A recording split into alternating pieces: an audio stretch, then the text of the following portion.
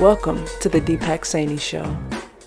He said he gon' huff and puff and blow my mind up. You meet an island girl, she might dirty wind up. Welcome to the Deepak Saini Show. I'd like to thank Jxxiii for the intro music. You can find a link to her music in the show description.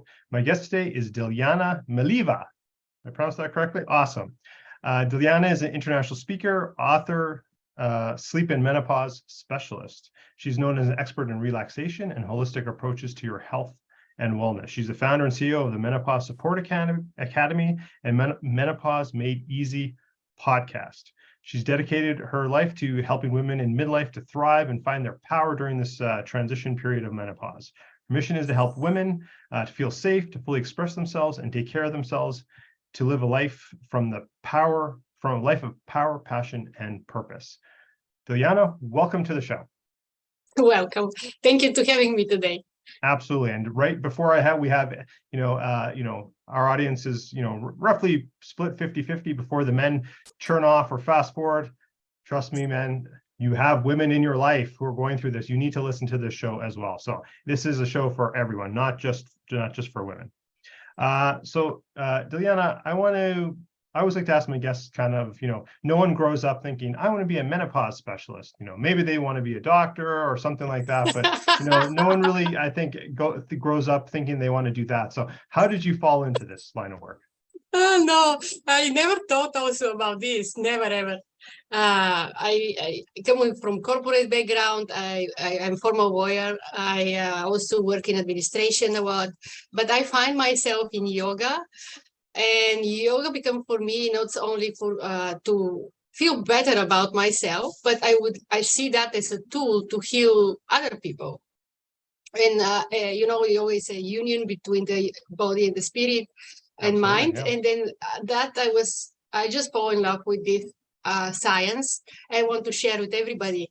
In the beginning, my idea was to help with the chronic pain.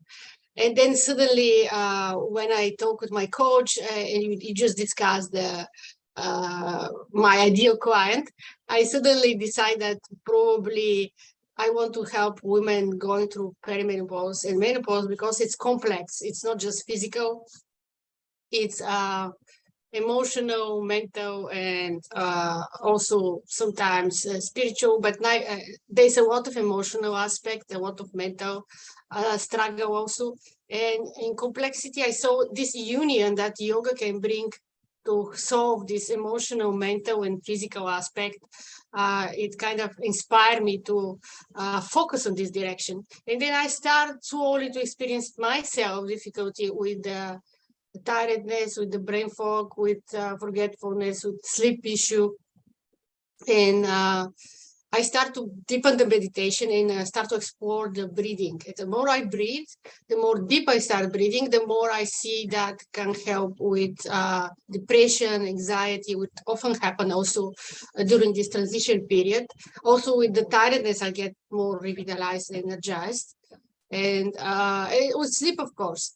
And during my study, I saw that in the study, they show that women who try to implement the breathing reduce their hot flashes with 80%. So I know that breathing can help for many health problems, many health issues, mental and physical, and including lots of women going with hormonal imbalances. Because I think the core reason, the main problem is also the stress management. And the more you know how to manage the stress and the cortisol level, the more you can balance other hormones, and then you can find a balance in your life, and you can find this peacefulness inside and go through this journey in more ease and grace. Absolutely. Absolutely. So maybe, I think most people are aware, certainly if you've gone through it or you're going through it, you're aware, and you're probably your partner is as well. But maybe let's maybe just very high level, like what are some of the both you kind of alluded to this already, so both the physical and the emotional symptoms that are commonly shown during perimenopause and menopause? There's many symptoms. So many women don't know actually that they're going eventually through these changes. They start to going in early 30s and later 30s and early 40s. And they can start experiencing the sleep issue, but they can also start experiencing change of the mood, also weight gain sometimes around the midline, also change of the appetite, and some of the women start to strive to more carbs and more sugar, which is actually the worst thing.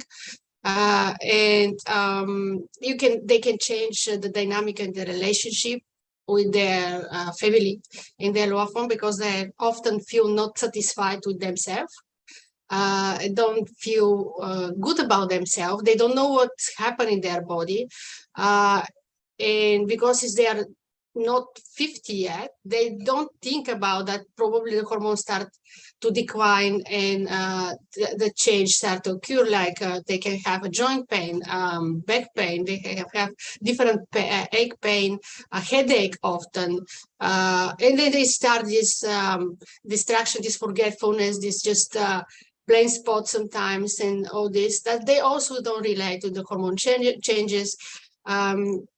They can start experiencing also changes in intimate relationship also, because sometimes they have vaginal atrophy, and then vaginal dryness, and also low libido. They start suddenly lose interest to have this intimacy.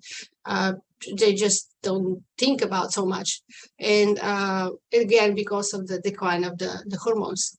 But they can start experiencing skin problem, hair can change also, and so much more. So there's a various vast symptoms so that they can experience, and every woman is very individual.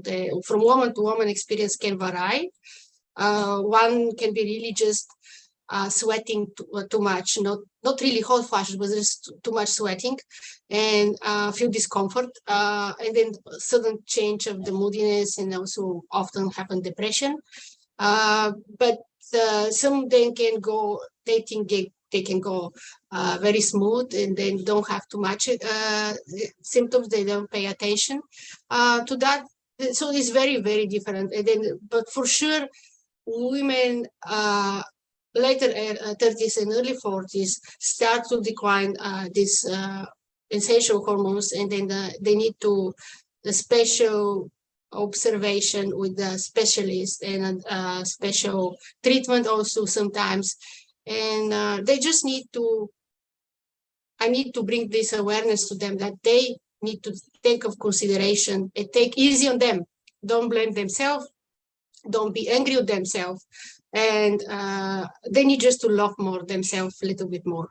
Absolutely. And Dilyana, I love that you brought up the fact, most people are aware of, the weight gain and maybe acne and some of these other things that most people are kind of aware of. And because one, it's physical, you can sort of see the outwardness of it, but the sexual aspect, I see sometimes with some of my clients, and some of them maybe already, past. And of course, if they don't do, and not saying that everyone has to do this, of course, but sometimes some sort of hormone therapy or something like that to really bring it back, because they want to continue to have healthy relationships and a sexual life, etc. So I'm glad you brought that up, because that's something that people don't usually talk about very much. So I appreciate that. What are some of the more, let's call it, like when you're working with someone, like sort of maybe the more holistic approaches to managing, some of these symptoms, and maybe self-care practices? You mentioned, breathing, breath work, and some of these things already, but like what are some of the other techniques that you would advise someone on? Definitely, they need to prioritize self-care, and choose the activity that they bring them more joy. Some hobbies or something that really bring them joy, either speaking with other women who are going through the same journey, with somebody who they trust, going more in the nature, connect with the nature, take more time to rest, because the body gonna start show that need a little bit more pause, more relaxation. So they need, even that you live in this kind of hectic lifestyle, most of us, because we are busy, you have family, you have responsibility of our parents, of our children, even they grow up, and demanding career and all this, maybe businesses, but you need to take it easy in yourself, and this change the dynamic of the day-to-day life, really take more self-care and balance. So the balance is the key word here. Find the balance Yeah. between the work and the pleasure or hobby or something that bring you a little bit more relaxation and joy. Yeah, it's interesting because obviously, premenopause or menopausal women, are a subset of the population, but everything you said about the holistic approach, taking care of yourself and everything, that's really, everyone could benefit from that, regardless of, how old you are, man, woman, or otherwise. Yes. Type of thing, right? So, you also mentioned sort of that, talking to other people and, other women and et cetera. And, again, I think, again, just from a general point of view, a sense of community and relationships and that sort of thing is very powerful. How would you advise maybe a woman that you're working with who's maybe struggling and doesn't maybe have that, or at least they don't think they have it? How would you, advise a woman to sort of like build some community, build some relationships so they can have that sort of support system for them?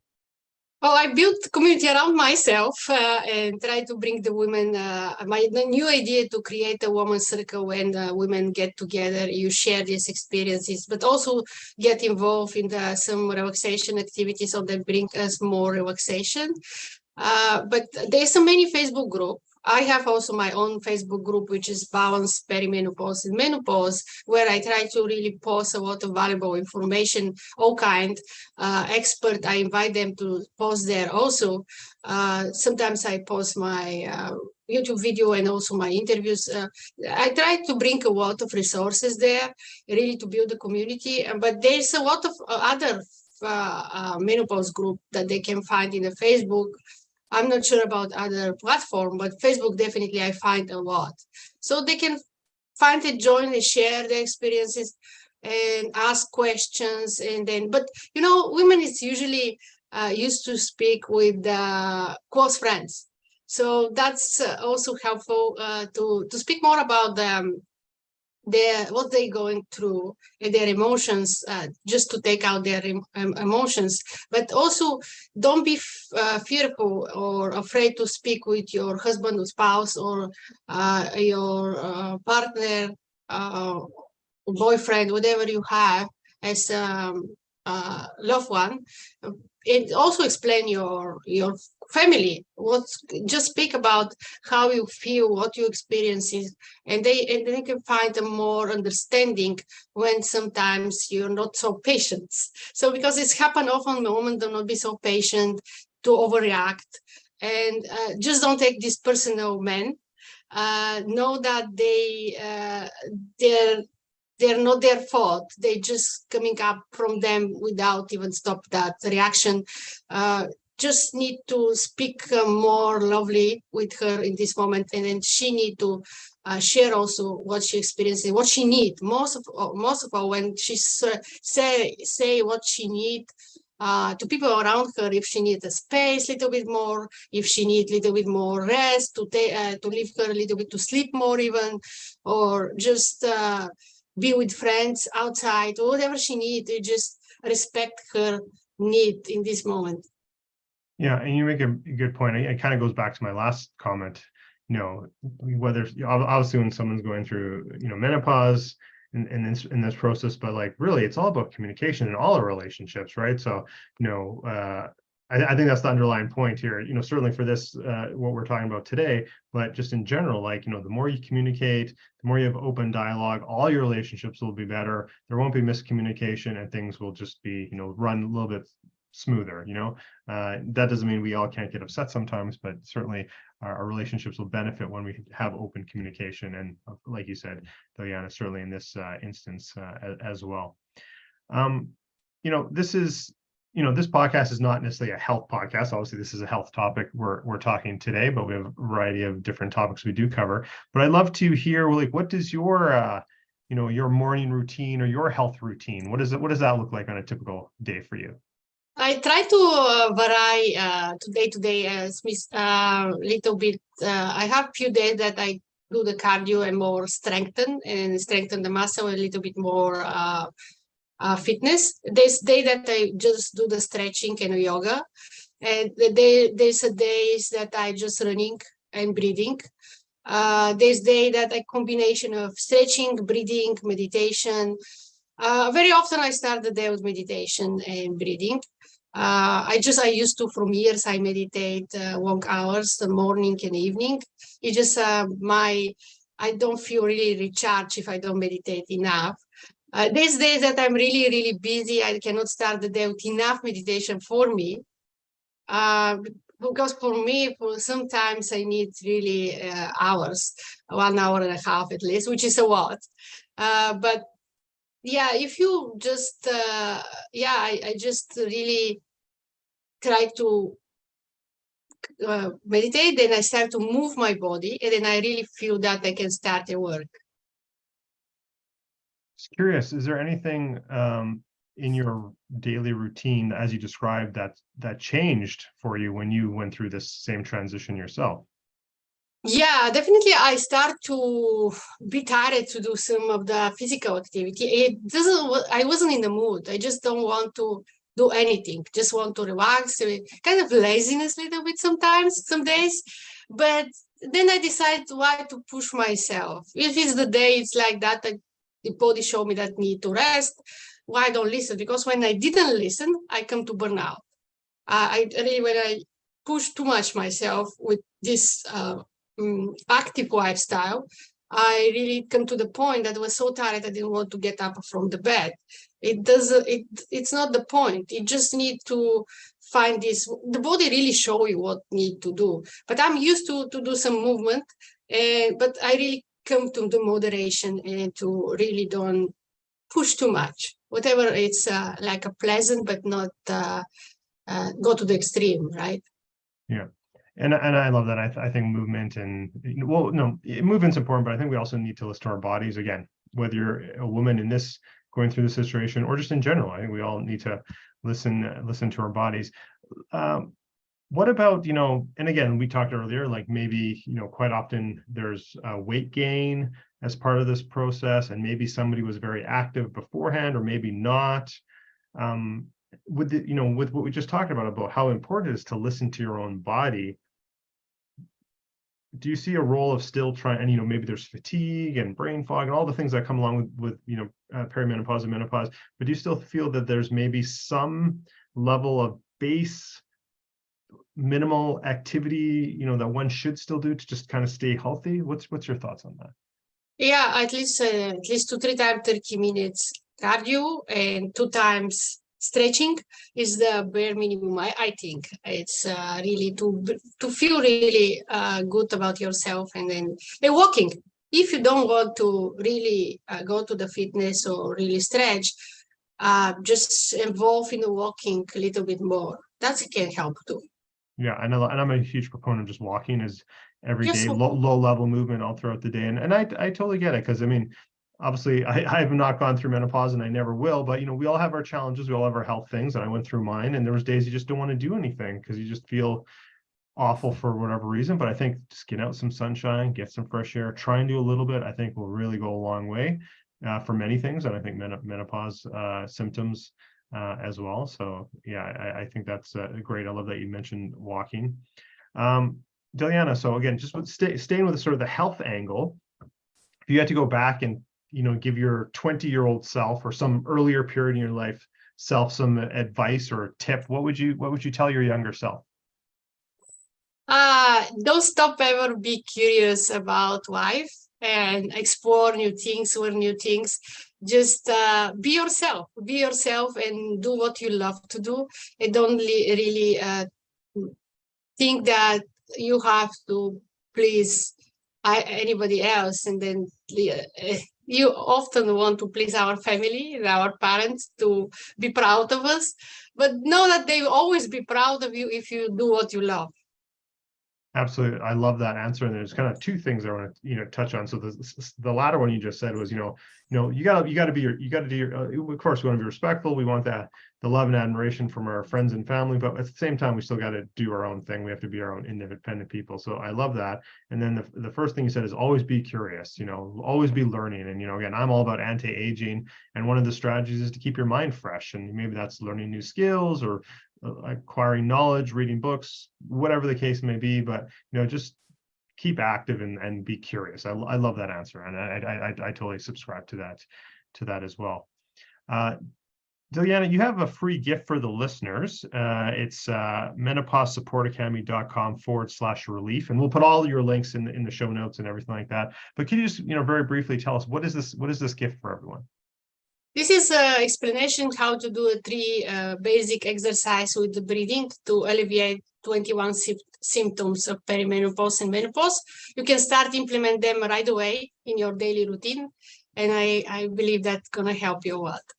Okay, so if you are struggling with it, or you're worried about it coming up, or you have a loved one, just getting to the guys, maybe you just download it and quietly slip it in somewhere where your partner or your wife can find it. But definitely check it out. This free resource that Dilyana has generously given to the audience. Dilyana, any last words of wisdom or golden nuggets that you would like to leave with the audience today?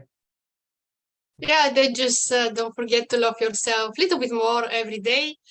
Be yourself, be happy, stay healthy, and just find this happiness again. It doesn't matter what's happened, whatever it's happened. It's something normal that we're going through. So you're not crazy. That's what I want to say. You're not crazy. You're not alone. Also, you're not alone. There's so many women out there in same situation. So you can definitely find the support and love from others. I love that answer. And again, I'm going to touch on a couple of points. So I think it's super important. We're going to need to underline this for the audience. You're not alone. There's always support, right? You might not see it in your immediate community or your family or friends or those closest to you. Maybe they haven't experienced it or they're not relating to you. There's always support. Dilyana mentioned she has a Facebook group. There's a lot of other communities out there, Facebook or otherwise. Maybe locally in your area, to where you are, just you're not alone. I think we have to underline that number one. And then what you said at the very beginning is love yourself. You're going through a change.